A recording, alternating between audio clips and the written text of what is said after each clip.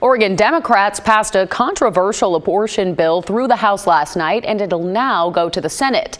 Debate lasted for 10 hours. The biggest point of contention: should underage kids be allowed to get an abortion regardless of their age without their parents knowing?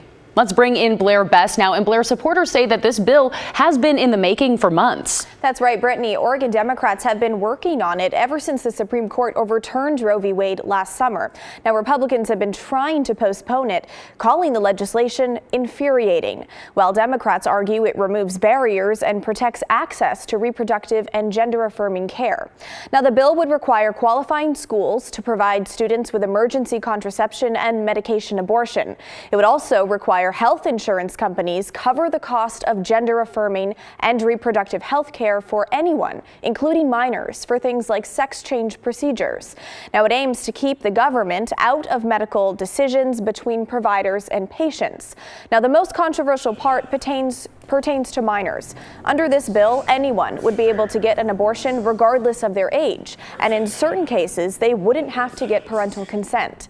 Here's a look at the hours-long debate last night.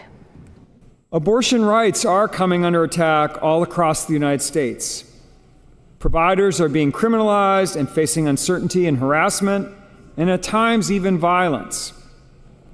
We need to make sure here in Oregon that our law is absolutely clear so that our providers can provide appropriate care in every unique scenario.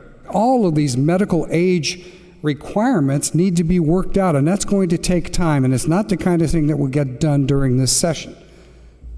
Add to that, when we're dealing with the separate issue as to those people who have issues in regard to their gender identification, I've gone through this bill several times to find out if there's any real age of consent for those services or real age of parental notification for those services. And there is no age requirement in this bill. Now, Republicans argue this bill has been rushed and aspects of how it's written violates the Constitution, so they're taking it to court. Other groups who oppose the bill call it dangerous and threatening to the parent-child relationship.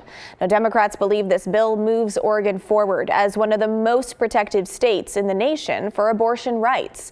The bill still has to pass the Senate, and it could be voted on as early as this week. Brittany. All right, Blair, thanks for that update.